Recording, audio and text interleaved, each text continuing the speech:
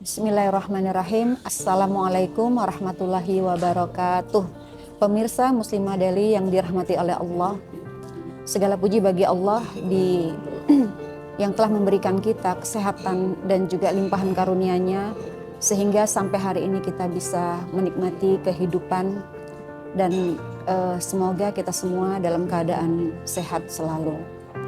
Pemirsa Muslimah Daily yang dirahmati oleh Allah, beberapa hari yang lalu kita menemukan data dari Padang Sidempuan, ada tercatat 44% remaja di sana beresiko melakukan pernikahan dini. Dan ternyata setelah ditelusuri, penyebabnya adalah pergaulan bebas. Tentu ini data yang begitu besar ya, dan memprihatinkan gitu. Dan menunjukkan atau membuktikan bahwasanya pergaulan bebas di tengah-tengah remaja kita begitu besar. Dan ini merupakan persoalan yang sistemik. Kenapa? Karena setiap tahunnya pergaulan bebas yang dilakukan oleh remaja kita itu terus bertambah. Kemudian tingkat usianya juga semakin muda. Dan hal ini terjadi di hampir seluruh daerah. Tentu ini menjadi persoalan yang harus segera kita selesaikan. Dan apa sebenarnya penyebab dari maraknya pergaulan bebas? Itu tidak lain karena diterapkannya sistem demokrasi kapitalisme, di mana di sistem ini ditanamkan paham sekulerisme, yaitu paham yang memisahkan agama dari kehidupan, di mana juga terpisah antara agama dengan kehidupan bernegara. Maka pada akhirnya remaja-remaja kita semakin kesini semakin jauh dari agama dan akhirnya terpapar dengan pergaulan bebas. Dan karena itulah meskipun mereka mengaku seorang muslim, tetapi kesehariannya, gaya hidupnya, pola pikirnya, pola sikapnya jauh dari menunjukkan identitasnya sebagai seorang muslim. Misalnya mereka tidak malu lagi untuk menampakkan auratnya, kemudian mereka juga bahkan sampai living together, hidup bersama, kumpul kebo, dan bahkan sampai hamil di luar nikah. Yang pada akhirnya membuat para orang tua ini mengambil solusi untuk menyelesaikan persoalan ini, melakukan pernikahan dini terhadap anaknya dengan harapan anaknya tidak lagi melakukan pergaulan bebas dan hanya melakukan hubungan seks dengan pasangannya yang sah saja. Tetapi sayangnya remaja-remaja yang melakukan pernikahan dini ini tidak punya bekal yang cukup untuk membangun rumah tangga secara materi ataupun secara non materi, yang pada akhirnya rumah tangga yang baru saja mereka bangun itu rentan sekali terkena perceraian ataupun di dalam rumah tangga tersebut terjadi kekerasan dalam rumah tangga dan bahkan pada akhirnya ketika melahirkan anak yang dilahirkan karena tadi kehidupannya belum mapan dan belum matang secara mental, pada akhirnya anak-anak yang dilahirkan itu sering juga terkena kekerasan dan kemudian gizi yang buruk ataupun stunting. Nah, maka dari itu tidak heran juga kalau kita melihat akhirnya para remaja kita mengambil solusi untuk melakukan aborsi. Pemirsa Muslimah Daily yang dirahmati oleh Allah, adapun maraknya pergaulan bebas di tengah-tengah remaja kita itu disebabkan atau akar masalahnya itu ada 3. Yang pertama karena tidak adanya ketakwaan individu, sehingga individu kita itu lemah imannya. Dan apa penyebabnya? Ini dikarenakan memang iklim yang menaungi kehidupan kita hari ini itu adalah iklim sekuler yang menjauhkan agama dari kehidupan. Dan juga pendidikan agama yang diperoleh oleh remaja kita itu kan sangat sedikit. Makanya ya wajar akhirnya kalau remaja kita itu memang tidak memahami agama dan akhirnya membuat mereka lemah imannya.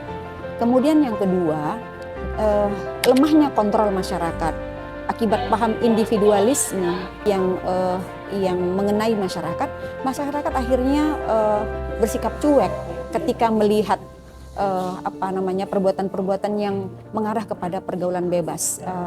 Padahal harusnya negeri kita ini kan mayoritas muslim, harusnya kan budaya amar ma'ruf nahi mungkar itu harus senantiasa dilakukan dan ditumbuh suburkan di tengah-tengah masyarakat untuk bisa mencegah pergaulan bebas.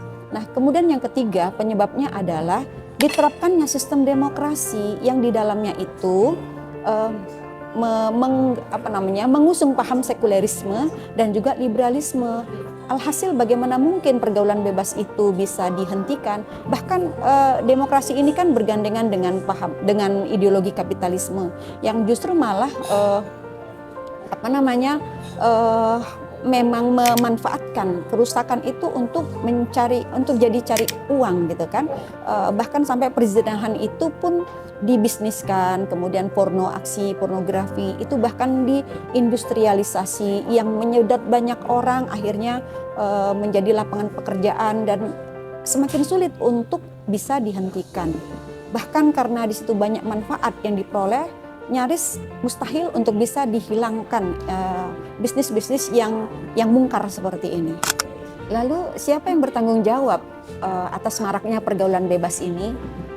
Yang pertama itu adalah negara dan penguasa yang sudah membiarkan 44% remaja itu terindikasi melakukan pernikahan dini akibat pergaulan bebas. Nah, yang kedua, sistem politik demokrasi ini yang telah memberi ruang budaya barat itu masuk ke negeri kita sehingga menjadi gaya hidup bagi remaja kita. Kemudian yang ketiga itu adalah masyarakat.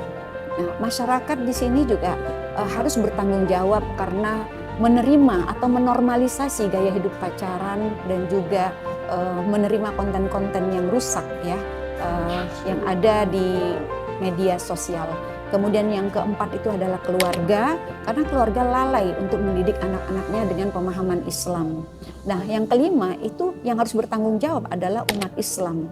Umat Islam itu yang diam dan tidak mau berjuang untuk melakukan perubahan sistem menjadi sistem Islam.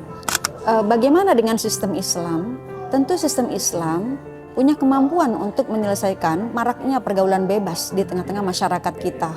Karena Islam ini adalah agama yang sempurna sebagaimana firman Allah dalam Quran surah Al-Maidah ayat 3, Bismillahirrahmanirrahim. Al-yauma akmaltu lakum dinakum wa atmamtu 'alaikum ni'mati wa raditu lakumul Islam madina. Ini pernyataan Allah yang menjelaskan kepada kita bahwa Islam itu adalah agama yang sempurna. Di dalam sistem Islam itu ada aturan pergaulan. Di antaranya yang pertama, laki-laki dan perempuan di dalam Islam diwajibkan untuk menundukkan pandangan. Sebagaimana Quran surah An-Nur ayat 30, wa kullil mu'minina yaghuddu min absarihim. Kemudian yang kedua, laki-laki dan perempuan tidak boleh melakukan kholwat baik di tempat umum maupun di tempat sepi. Kemudian yang ketiga, tidak boleh berikhtilat, bercampur baur. Kemudian yang keempat, kehidupan wanita dan laki-laki itu harus terpisah sebagaimana layaknya di masjid ya, ketika kita melaksanakan sholat berjamaah. Nah, kemudian wanita tidak boleh melakukan safar ataupun perjalanan lebih dari 24 jam tanpa disertai dengan mahram. Dan berikutnya, Islam mempermudah untuk melakukan pernikahan karena memang pernikahan itu bagian dari sunnah Rasulullah dan bagian dari ibadah yang memang di sini dianjurkan. Sabda Rasulullah Shallallahu Alaihi Wasallam, wahai para pemuda, hendaklah kalian menikah ketika kalian itu punya kemampuan, karena dengan menikah itu lebih menjaga kehormatan dan juga menjaga pandangan kalian. Dan di dalam Islam tujuan pernikahan itu adalah mewujudkan keluarga yang sakinah, mawaddah, warahmah. Iya, selain dengan menerapkan aturan pergaulan di dalam Islam, maka yang kedua, para orang tua itu diwajibkan untuk mendidik generasinya dengan agama sedari kecil untuk membentuk kepribadian Islam. Jadi anak-anak yang dididik oleh para orang tua tadi memang diharapkan dia punya pola pikir Islam dan pola sikap Islam, sehingga ketika dia memenuhi kebutuhan dan juga nalurinya itu sesuai dengan aturan-aturan Islam. Nah, di samping itu juga gitu ya, sistem Islam itu akan memberlakukan sistem perekonomian Islam yang dengan itu sumber daya alam itu akan dikelola sesuai dengan aturan-aturan Islam. Maka dengan pengelolaan berdasarkan Islam ini, negara itu akan memiliki harta untuk bisa mensejahterakan rakyatnya, untuk bisa memberikan lapangan pekerjaan, sehingga pasangan-pasangan muda yang mungkin dia belum punya kemapanan, belum memiliki kesejahteraan, maka dengan modal yang diberikan oleh negara dia bisa mencapai kesejahteraannya.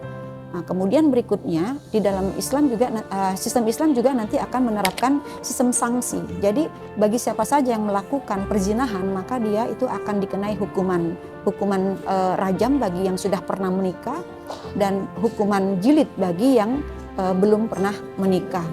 Dan hukuman Islam ketika diterapkan itu memiliki dua fungsi, yaitu sebagai jawabir, dia sebagai penebus dosa, maka nanti ketika seseorang sudah dihukumi di dunia, maka di akhirat tidak akan dihukumi lagi. Kemudian yang berikutnya dia sebagai jawazir, sebagai pencegah. Artinya ketika seseorang itu melihat hukuman yang memberikan efek jerah tadi, dia akan ribuan kali untuk melakukan kejahatan yang sama. Karena itulah maka dari itu memang satu-satunya yang bisa menyelesaikan persoalan pergaulan bebas ini dengan tuntas itu hanya dengan menerapkan sistem Islam. Selama kita menggunakan sistem demokrasi yang dia itu menganut paham sekulerisme dan liberalisme, sampai kapanpun dia tidak akan bisa menyelesaikan persoalan pergaulan bebas. Nah, karena itu pemirsa Muslimah Daily yang dimuliakan oleh Allah, mari sama-sama kita berusaha untuk mengembalikan sistem kehidupan dalam Islam, tentunya dengan menerapkan Islam secara total dalam bingkai negara khilafah Islamiyah. Billahi taufiq wal hidayah. Assalamualaikum warahmatullahi wabarakatuh.